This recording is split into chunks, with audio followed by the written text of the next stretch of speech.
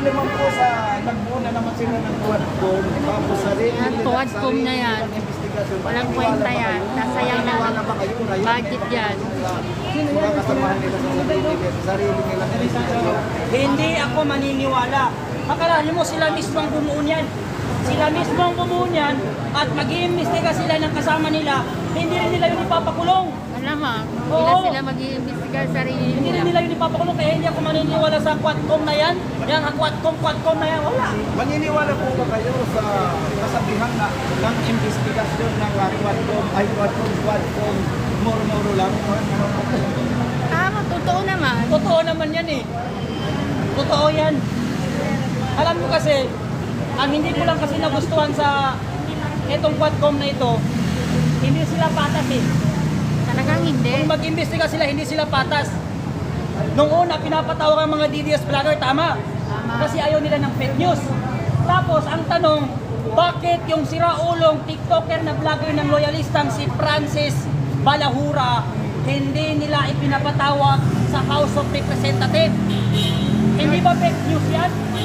Fake news yan kasi palagi niyang sinasabi na nagnakaw si Sara ng sako-sakong pera. Ang tanong, saan pinunta ni Sara ang sako-sakong pera? Magpakita ka ng ebidensya, Francis Balahurang mukhang adik na hampas lupa ng ebidensya mo.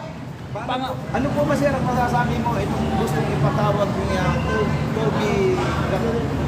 Toby Danco si Saldico na Ayaw ni Abante. pwede lang. Ay, Oo. ayaw yung pumayag ni Boy Hipon. Ayaw, hindi papalitan ko na ng pangalan si Abante ngayon. Si Congressman Hipon. Oo, Congressman Hipon. Hindi ho, sabi ng mga taga-Maynila sa distrito niya, hindi raw karapat dapat tawagin ng Congressman si Jerry Rodríguez. At bakit hindi? Siya ang Oo. pinakamalaki ang Tama ba siya? Hindi dapat ipatawag, dahil ko. Ayaw pumayag niya. Malamang kasabot niya siguro yan, kaya niya hindi pinapatawag. Nakinabang eh. Nakinabang din siya eh. Lahat Tapos sila sasabihin niya, nakinabang. walang karapatan ng House of Representatives na tawagin ni Sandy ko. Eh bakit mo pinatawag sa House of Representatives ang dating Pangulong Presidente na si Duterte? Di ba? Tapos sasabihin na naman mamaya ni Claire Castro, kami ay gumagawa ng malawakang investigasyon ngayon. Sila ay dumadaan sa due process. Pero mismong Pangulo ng ating bansa, hindi sila dumaan sa due process. Ni walang pinabang ano ang ICC, kinulong nila si PRRD. Sila ang batas eh. Sila ang batas, kung sino pang may pakinabang, siya pa ang kinugulpi. Si PRRD, lahat ginawa niya sa bansa. Kaya nagtataka ako sa mga estudyanteng galit kay PRRD. Alam nyo, si PRRD napakagalaki ng nagawa niya sa ating bansa. Noong panahon, nung hindi pa naupo si PRRD, di natatakot kang sumakay ng jeep na meron kang daladalang kwintas. Hindi ka makapag-cellphone habang naglalakad. Mga estudyanteng umuwi galing sa school, nililip, nilalagay sa drum. Pero pagkaupo ni PRRD, sinong nakinabang? Tayo, mga Pilipino. Oo. Tatahimik tayo mga Pilipino. Nawala ang mga snatcher, nawala ang mga hold-upper, mga drug addict at mga sindikato. Pagkalis ni PRRD lahat ginawa niya, binabatikos pa siya ng mga batang buwang. Hindi niyo ba alam na kung hindi dahil kay PRRD wala kayo ngayon? Di malamang lahat kayo ngayon adik. Pumunta kayo ng Bulacan. Oo, ang dami Napakaraming dyan. bata doon, adik. Gumagamit ng mga solving boy. Diyan lang sa monumento, marami. Oo, ang dami. MCU. Pigil na ng ngayon. supot. Babalik ka tayo sa dating Pilipinas. Bagong Pilipinas, ito na yung bagong Pilipinas ngayon. Ang nagawa ng bagong Pilipinas, korupsyon. Ibalik ang droga, ibalik ang kadugyutan ng ating bansa. Yan ang nagawa ng bagong Pilipinas ni Bongbong Marcos. Balik ang kidnapping. Siya mismo may hawak ng drugs eh. Siya mismo may hawak. Bongbong Marcos eh. Eh ba, ang nakakapagtaka eh, bakit hindi kasi siya hindi pumapayag ito mga ibang politiko sa panukalang batas ni Robin Padilla na kailangan magpa-drug test ng lahat ng mga nakaupo sa government. Sila mismo Sila tatamaan. mismo.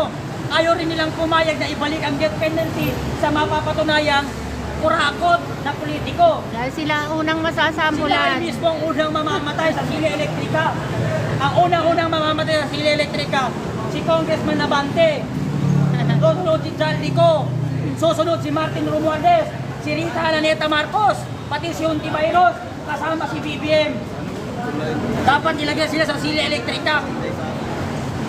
Kaya dapat na maupo ang mga Duterte. Bakit? Ang mga Duterte, may mga nagagawa eh. Hindi magnanakaw ang Hindi Duterte. magnanakaw. Akala mo iniimbestiga nila? 125 million lamang. Samantayan yung kay Zaldico na budget na ninakaw niya, 500 billion. Kay Martin Romualdez naman, 500 billion. Bakit hindi ipinatawag sa House of Representatives? At bakit hindi inimbestigahan ni Lisa? Senator Lisa Utibayros. Ang kapatid Rimulya, kapatid Oh, taga-Papa Henry. Pagyaman mo na ba? mga kabidyo. Samantala. Ano mo dun sa ano, sir? Yung nag-apply sa ombudsman. Ah, si ano yan? Narinig ko kasi yung Rimulya. Si Rimulya na gusto niyang hawakan ng Nako, ombudsman. nako. Kasi alam nila, kasi ang unang hindi ako nakakalimot kung sino Alam na, magpapalit alam ano na. eh, sa Comelec. Papalitan niya si ano, pero si George Garcia. Eh, ito nga lang gusto niya kasi siya ang hawak sa lahat ng botante. Ngayon, ang papanalo nila ang gusto niya. Ngayon, hindi lumusot ang plano na yon. Ngayon naman gusto niya magpa-appoint sa ombudsman. Tanga para daw mas mapabilis ang impeachment kay BP Sara. Napakawawalang hiya ng mga yan. Bakit sila sumusuay sa Supreme Court? Ang Supreme Court mismo ang nagsabi na itigil at ibasura na ang impeachment kay BP Sara. Pero ang mga buhaya, nilalabanan nila ang Supreme Court. Napakawalang hiya ninyo. Pinakataas-taas ang hukuman sa Republika ng Pilipinas, susuway ninyo. Sino ba kayo? Mga buhaya, Kasagdag sa ano eh. Kay Bangag eh. nakasandal sa adik eh.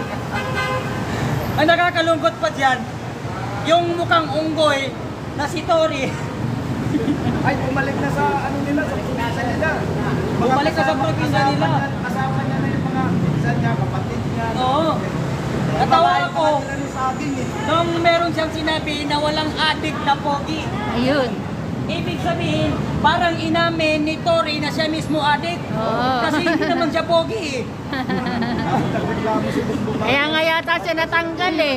Dahil tinamaan Ang si masakit Bongbong. pa dyan, ginamit lang siya ng administrasyon. Oo. Ginamit lang ng administrasyon. Utok-utok Ngayon wala kasi. siyang pakinabang, tinanggal na siya sa posisyon. Ang sakit sa pakiramdam nun. Kasikat kasi. Oo. Mayabang. Ngayon, kawawa siya ngayon dahil wala na siya sa pwesto. Kahit higit ang ang bayan sa kanya, kailangan magtago sila sa Manila. Marami siyang kasalanan na dapat pagbabayaran.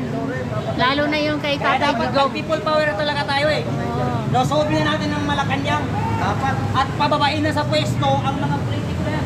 Hindi tayo dapat matakot sa mga baril nila. Hindi tayo dapat matakot sa mga posisyon nila.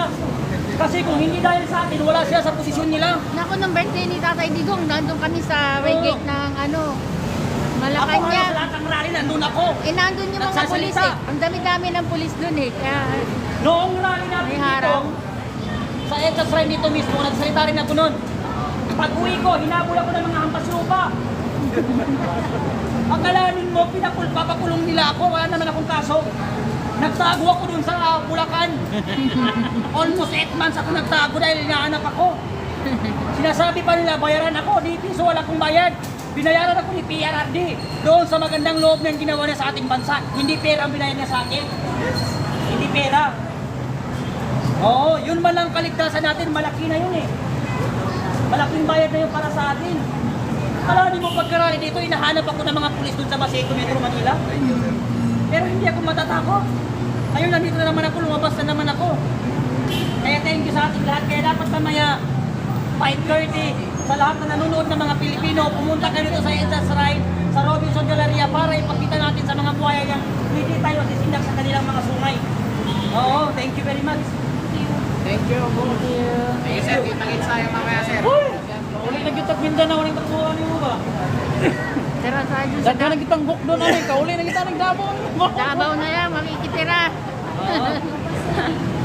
Daghan niya nagdabo ano eh.